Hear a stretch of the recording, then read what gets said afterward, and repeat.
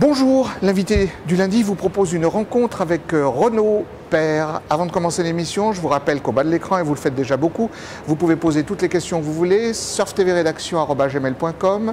Vous pouvez donc poser toutes vos questions à Renaud Père et puis vous pouvez aussi réagir à ses propos pendant l'émission. Renaud Père, bonjour. Bonjour. Je suis très heureux de vous avoir sur le plateau de Surf TV. Alors Renaud Père, on parle beaucoup de vous. Nous, on reçoit énormément de courriers, de tout type d'ailleurs, des joyeux et des moins joyeux, je dois vous le dire.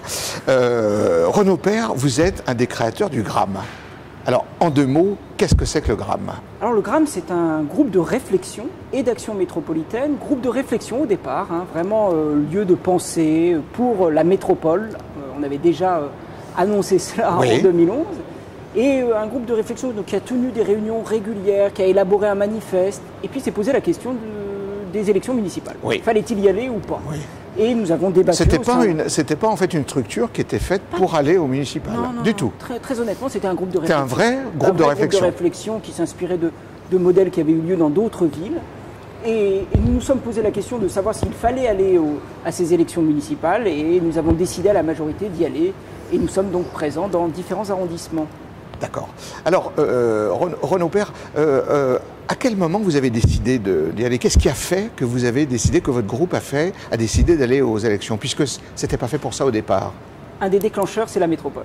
La métropole. C'est sans aucun doute la métropole et la manière dont elle a été décidée et annoncée aux Lyonnais et aux Grands Lyonnais qui nous a particulièrement surpris et nous avons décidé véritablement d'entrer dans la campagne avec cette thématique qui pour nous est extrêmement importante.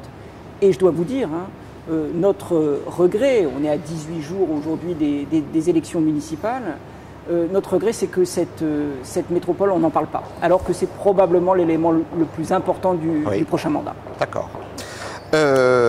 Est-ce que... Alors, la candidate Nathalie Perrin-Gilbert fait partie du Gramme. Est-ce que vous pouvez nous... Parce que les téléspectateurs ne comprennent pas tout à fait où se situe Nathalie Perrin-Gilbert dans tout ça. Pour la simple bonne raison que tout le monde ne suit pas exactement le fil de l'actualité, qu'avant elle était au Parti Socialiste, qu'elle a dû le quitter, c'est bien ça, et que voilà. Est-ce que vous pouvez nous expliquer un peu la genèse? D'abord, je vous remercie de cette question parce qu'effectivement, il y a confusion. Il y a confusion et il faut clarifier la situation. Bon, tout simplement, Nathalie Perrin-Gilbert, comme tous les socialistes du Gramme, se sont mis en congé du Parti Socialiste. Vous dites tous les socialistes du Gramme? Il y avait un certain nombre de socialistes. Et ils se sont tous mis en congé par respect des militants socialistes avec qui ils avaient pu mener des campagnes précédemment. Et le Parti Socialiste a décidé de les exclure. Donc la situation est très claire aujourd'hui. Les personnes qui appartiennent au Gramme et qui ont pu appartenir au Parti Socialiste n'en font plus partie. Alors par ailleurs, je dois dire quand même que le Gramme prend acte d'une crise des partis politiques aujourd'hui.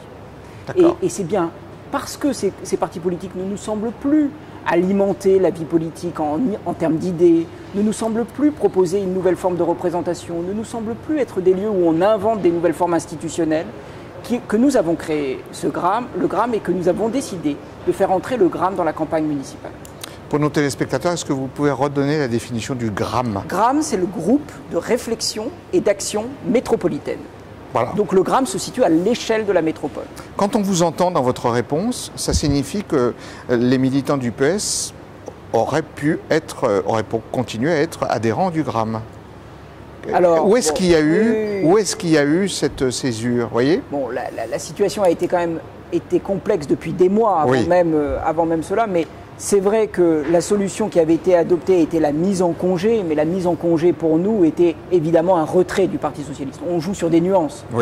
Il faut que les gens retiennent bien l'idée que les personnes qui ont pu adhérer au Parti Socialiste n'en font plus partie aujourd'hui. Je crois que c'est l'idée vraiment à retenir pour cette campagne et pour la suite, évidemment. Aujourd'hui, Renaud Père, on trouve donc une liste Lyon Citoyenne et Solidaire où il y a le Front de Gauche, le Gramme, le PCF, le Parti de Gauche et le groupe Ensemble. D'un groupe de réflexion sur la métropole, vous êtes arrivé à une espèce de front de gauche hein, de front des forces de gauche contre Gérard Collomb, quoi. Est-ce que vous comprenez que ça peut éventuellement créer des vagues? Alors, c'est une certaine lecture, celle que vous nous proposez. Oui, oui. Je permets de nuancer. Bon, contre Gérard Collomb, je nuancerai très largement et je vous dirai en quoi. Oui. D'abord, premier élément, Enfin, je dis contre Gérard Collomb parce qu'en fait, il aurait aimé entraîner avec lui l'ensemble de la gauche. Eh bien oui, évidemment. comme les autres élections. Évidemment.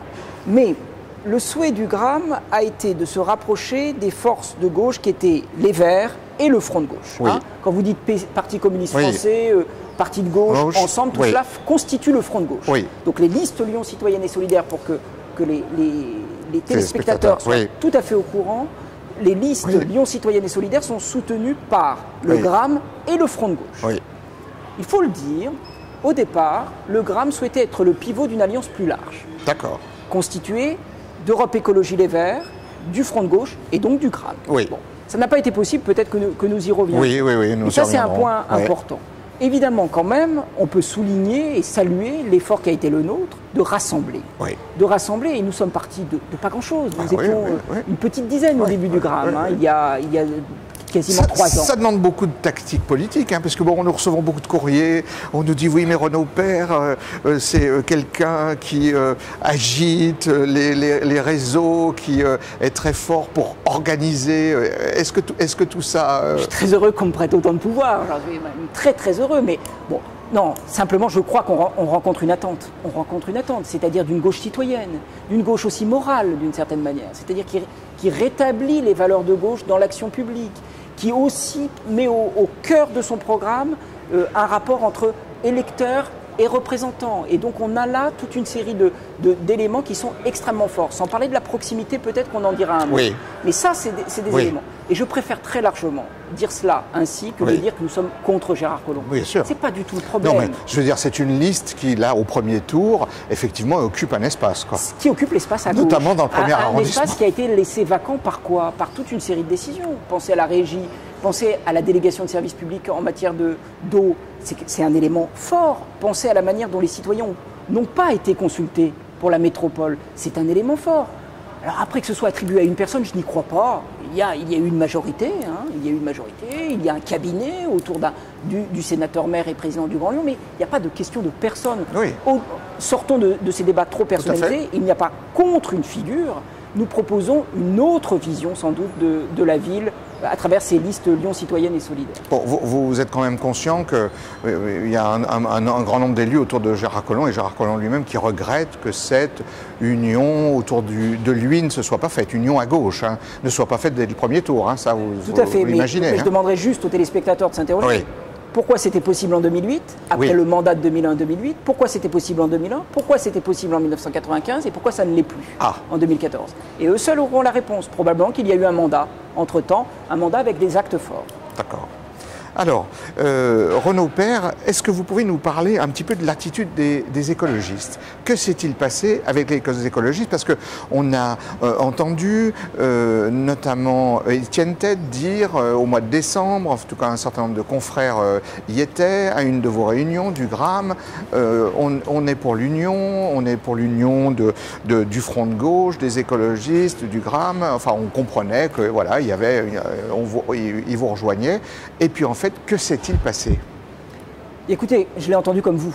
Alors maintenant, comment on peut analyser cela? Ce qu'on peut dire, c'est que le Gramme a appelé, dans la première quinzaine du mois de novembre, à des réunions. Le Gramme a souhaité mettre autour de la table toutes les composantes du Front de gauche, Europe Écologie Les Verts et même plus largement Nouveau Souffle. Et si la date était retenue, nous sommes confrontés à une chaise vide. Et c'était les chaises, en tout cas, laissées à Europe Écologie Les Verts, Nouveau Souffle. Et donc, on l'a déploré. Je veux dire, je ne vais pas entrer... je crois qu'Europe Écologie Les Verts représente une force importante. J'aurais très largement... que je respecte. Et j'aurais très largement souhaité que nous puissions les rassembler. Bien sûr. Très largement. Simplement, il a fallu prendre acte. Il n'était plus là. Il ne souhaitait plus. Pour plusieurs raisons, sans doute. Probablement qu'ils sont traversés par des conflits internes. C'est particulièrement regrettable, parce que je crois qu'on incarnait une force importante. Nous avons décidé de constituer cette force avec les partenaires du Front de gauche. Et je crois que, très honnêtement, nous sommes arrivés à un programme tout à fait tout à fait ancrée à gauche et proposant une vision alternative de la gestion municipale. Alors Renaud Père, nous allons nous intéresser au premier arrondissement parce que pour le premier arrondissement, on a beaucoup de mails qui parviennent sur la rédaction. Et puis nous avons reçu la candidate de Gérard Collomb, Odile Bolinga, qui est venue sur ce plateau, qui a dit un certain nombre de choses, qui a redoublé donc le nombre de réactions que nous avons. Quelle est votre analyse du premier tour ou quelles sont vos estimations ou ce que vous pensez qui peut se passer au premier tour avec les différentes listes? C'est difficile ce que vous me demandez, parce qu'il se trouve que mon métier est d'être professeur de sciences politiques, mais que j'essaye de mettre ce métier un peu en retrait pendant cette campagne, en tout cas dans cette phase d'engagement. Quel est mon pronostic? Mon pronostic est que Nathalie Perrin-Gilbert est la maire sortante, qu'elle a... Donc elle a une prime déjà. Je ne sais pas si elle a une prime, mais en tout cas elle a une véritable popularité. Elle a une véritable popularité, je dois vous le dire, je suis la campagne de près, je suis présent sur le terrain, je l'ai moi-même vu, j'ai été président d'un conseil de quartier pendant 4 ans, donc je l'ai vu. Je crois qu'elle a évidemment une popularité qui n'est pas une popularité liée à sa personne en tant que telle, mais liée évidemment à ses actions. Bien sûr. Et puis, c'est vrai que nous incarnons une force nouvelle avec le GRAM et le Front de gauche, avec Lyon Citoyenne et Solidaire. D'accord. Et que cette force nouvelle, quand je vous dis force nouvelle, regardez, une jeunesse, des personnes que nous n'avons pas encore vues en politique, d'autres qui ont déjà fait de la politique, des profils assez différents et qui représentent l'ensemble du premier arrondissement. Donc j'y crois très fort. Vous y croyez très fort. Vous pensez qu'il y aura un très gros score en fait, J'y crois très fort. En tout cas, je ne suis pas là pour faire des pronostics et c'est très difficile et ceux qui les font se trompent très probablement. Mais je crois qu'il y a une véritable attente. Et qu'il y a une attente, je dirais, mobilisée.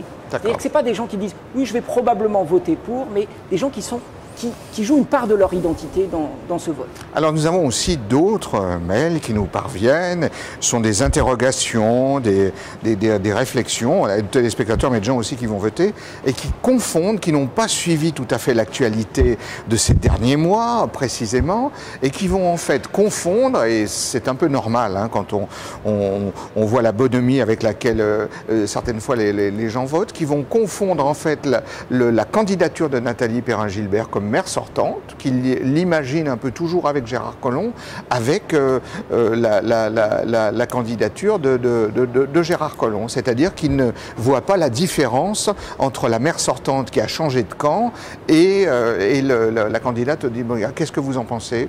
Je trouve que toute forme de confusion est regrettable. Évidemment, toute forme de confusion est regrettable. Enfin, là, ce sera à l'avantage de Nathalie Perrin-Gilbert. C'est vous qui le dites. Je ne sais pas. Oui, non, mais ça, c'est vous qui le dites, je ne sais pas. Ça, c'est à peu près sûr. Mais en tout cas, quoi qu'il arrive, toute forme de confusion. Ce que je peux dire, c'est que simplement, notre liste cherche à faire preuve de pédagogie, à expliquer l'offre que nous proposons. Donc, je regrette s'il y a une forme de confusion, comme je regrette qu'il y ait des non-dits dans cette campagne. Je redis, le fait que la métropole ne soit pas au cœur des programmes des différentes listes me semble tout à fait regrettable. Parce que nous sommes en train l'élément essentiel du prochain mandat sera la métropole et nous n'en parlons pas. Donc cette campagne qui ne dit pas, qui ne révèle pas toutes les idées me semble être tout à fait dommageable. D'accord. Est-ce que on peut vous demander, alors ça aussi ce sont des questions, la télévision est interactive donc c'est vrai que l'émission est faite à partir de questions, il court des bruits, en tout cas nous avons beaucoup de courriers qui indiquent que le GRAM va être dissous très prochainement, enfin il y aurait eu des annonces, alors vous qui êtes le GRAM, hein, puisque vous l'avez créé, est-ce que vous pouvez confirmer, infirmer, puis comment se fait-il que ces bruits parcourent la toile? Ce serait un peu complexe quand même que de se lancer dans une campagne municipale, que d'annoncer que le GRAM serait dissous.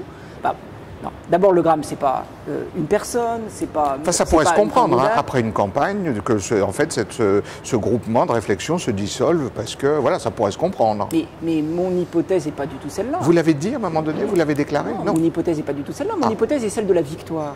C'est-à-dire que je pense que nous allons gagner très fortement, parce que je crois qu'il y a une véritable attente et que de ce fait, le GRAM sera pérennisé. C'est-à-dire.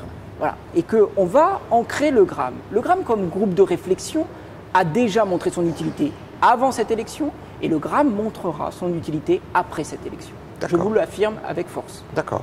Donc en fait, cette histoire de dissolution, c'est une phrase que vous avez prononcée qui a été tronquée. Vous savez très bien qu'il y a toute une série de rumeurs, malheureusement. C'est là où je vous dis que le climat de cette campagne est forcément, quand je dis un camp, c'est quand la gauche ne va pas à l'élection de manière unie, quand la droite d'ailleurs n'y va pas, il y a des formes de tension et qui s'accompagnent d'un certain nombre de rumeurs qui sont tout à fait déplorables. Et je ne veux absolument pas rentrer dans ce type de considération. D'accord. Renaud Père, merci d'avoir répondu à toutes nos questions, même les plus gênantes.